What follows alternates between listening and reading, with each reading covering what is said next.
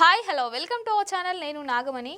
మొన్నటి వరకు బీఆర్ఎస్ పార్టీలో తండ్రి చాటున ఉన్నటువంటి బిడ్డ ఇప్పుడు బయటకు వచ్చి సొంత రాజకీయ పార్టీ పెట్టి రాజకీయాల్లోకి అయితే ఎంట్రీ ఇవ్వడం అనేది జరుగుతుంది. మరి వాళ్ళు ఎవరో కాదు, తెలంగాణ జాగృతి అధ్యక్షురాలు కల్వకుంట్ల కవిత. ఆమెకు సంబంధించి మరి ఆమె రాజకీయ డిక్లరేషన్ ఏ విధంగా ఉందో ఒక్కసారి వీడియోలో చూద్దాం. మొన్నటి వరకు చూసినట్లయితే కల్వకుంట్ల కవిత తెలంగాణ జాగృతి అధ్యక్షురాలు. తన రాజకీయ జీవితం అయితే తెలంగాణ ఉద్యమ సమయం నుంచి బీఆర్ఎస్ పార్టీ అధికారంలోకి వచ్చిన తర్వాత గత 2 సంవత్సరాలు అనుకోండి, 2 సంవత్సరాల వరకు బీఆర్ఎస్ లోనే కొనసాగింది. బీఆర్ఎస్ పార్టీ నుంచి బయటకు వచ్చిన తర్వాత ఒక కొత్త పార్టీ పెట్టాలని అయితే డిసైడ్ అయ్యారు. మరి కొత్త పార్టీకి సంబంధించి ఆల్రెడీ కొన్ని నిర్ణయాలు కూడా తీసుకోవడం జరిగింది. ఈ క్రమంలోనే రానున్న 3 నెలల్లో ఆమె ఒక కొత్త పార్టీకి సంబంధించి పేరును ఖరారు చేస్తారంట. దానికి సంబంధించి కొన్ని నమ్మకాలు అనేటివి ఉన్నాయంట. అంటే కొంచెం ముహూర్తాలు, శకునాలు అట్లాంటివి కూడా నమ్ముతారట. ఆ నమ్మకంలో భాగంగానే వాటిని అన్నింటినీ చూసుకొని 3 నెలల్లో పార్టీకి సంబంధించిన పూర్తి డీటెయిల్స్ బయటకు రివీల్ చేస్తాను, పార్టీకి సంబంధించిన పేరును కూడా ఖరారు చేస్తానని అయితే నిన్న ఒక ప్రెస్ మీట్ లో చెప్పడం జరిగింది. కవిత కొత్త పార్టీ పెట్టి ఆ కొత్త పార్టీకి పేరు కూడా ఖరారు చేయడానికి అయితే సిద్ధమయ్యారు. మనం ఒకటి గమనించాలి. అంటే ఇది ఇప్పుడు బీఆర్ఎస్ పార్టీ పైన ఈమె విసురుతున్న బాణం అని అనుకోవచ్చు. మరి ఈ బాణం మరి బీఆర్ఎస్ ని ఏ విధంగా తాకుతుంది అనేది అయితే ఇప్పటికీ తెలియదు. మరి బీఆర్ఎస్ వాళ్ళు ఈమె చాలా సందర్భాలలో బీఆర్ఎస్ పార్టీని మరి బీఆర్ఎస్ కీలక నేతలను ఏదో ఒక అంశాన్ని, ఏదో ఒక సందర్భాన్ని తీసుకొని ఆరోపణలు అనేది చేయడమే జరుగుతుంది. కవిత ఇన్ని ఆరోపణలు చేసినప్పటికీ బీఆర్ఎస్ నుంచి అయితే ఎలాంటి వ్యతిరేకత అయితే రావడం లేదు. వాళ్ళు ఏ విధంగా స్పందించడం లేదు, అది మనకు తెలిసిన విషయమే.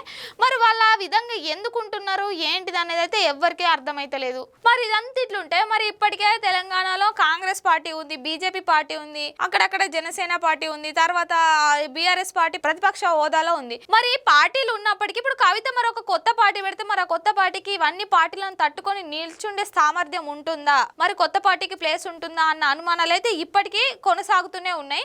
మనం ఇప్పుడు చూసినట్లయితే అధికారంలో అయితే కాంగ్రెస్ పార్టీ ఉంది, బీఆర్ఎస్ అయితే ప్రతిపక్ష హోదాను కొనసాగించడానికే, కాపాడుకోవడానికే ప్రయత్నిస్తుంది. ఇక బీజేపీ విషయానికి వస్తే తన మనుగడను తను నిలుపుకుంటుందా నిలుపుకోదా అన్న స్టేజ్ లో అవుతుంది.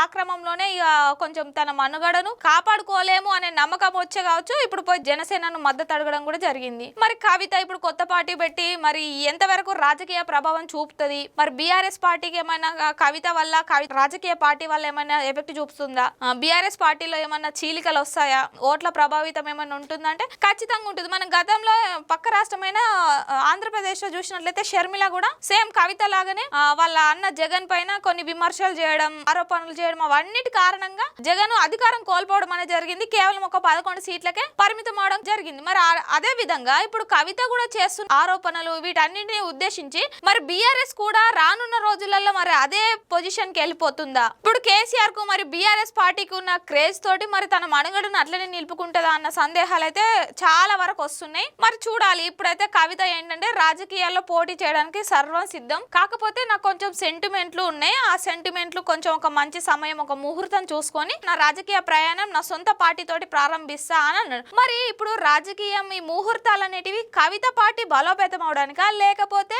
బీఆర్ఎస్ పార్టీ పైన ప్రభావం చూపడానికా అనుమానం కూడా రావచ్చు మనకు. మనం ఇక్కడ ఇంకొక విషయం కూడా చూడొచ్చు. కేసీఆర్ కూడా ఎప్పుడు చూసినా ముహూర్తాలు, శకునాలు, వాస్తులు, యాగాలు, యజ్ఞాలు ఎప్పుడు చూసినా వాటిపైనే దృష్టి పెట్టేవారు. అంటే రాజకీయంగా బలంగా ఉండాలంటే దానికి కొంచెం మంచి సమయం, శకునం, దైవ బలం కూడా కావాలనే విధంగా నమ్మేవారు. మరి ఇప్పుడు కవిత కూడా వాళ్ళ నాన్న అడుగు జాడలలోనే వెళ్తుంది అనుకోవచ్చు. అంటే సేమ్ అట్లనే అనుకుంటారు కదా, పార్టీకి సంబంధించి పేరు ఖరారు చేయాలంటే దానికి నాకు ఒక మంచి ముహూర్తం కావాలి అనే విధంగా అయితే చెప్పిర్రు. మరి చూడాలి రానున్న రోజులలో కవిత తీసుకున్న ఈ మరి ముహూర్తం నిర్ణయము మరి కవిత పార్టీని బలోపేతం చేస్తుందా, కవిత రాజకీయంగా ఎదుగుతుందా, కవిత పార్టీ మిగతా పార్టీలను ఏమన్నా డ్యామేజ్ చేస్తుందా, ముఖ్యంగా బీఆర్ఎస్ పార్టీకి ఏమైనా నష్టం వాటిల్లుతుందా అనేది అయితే రానున్న రోజులలో వేచి చూడాలి.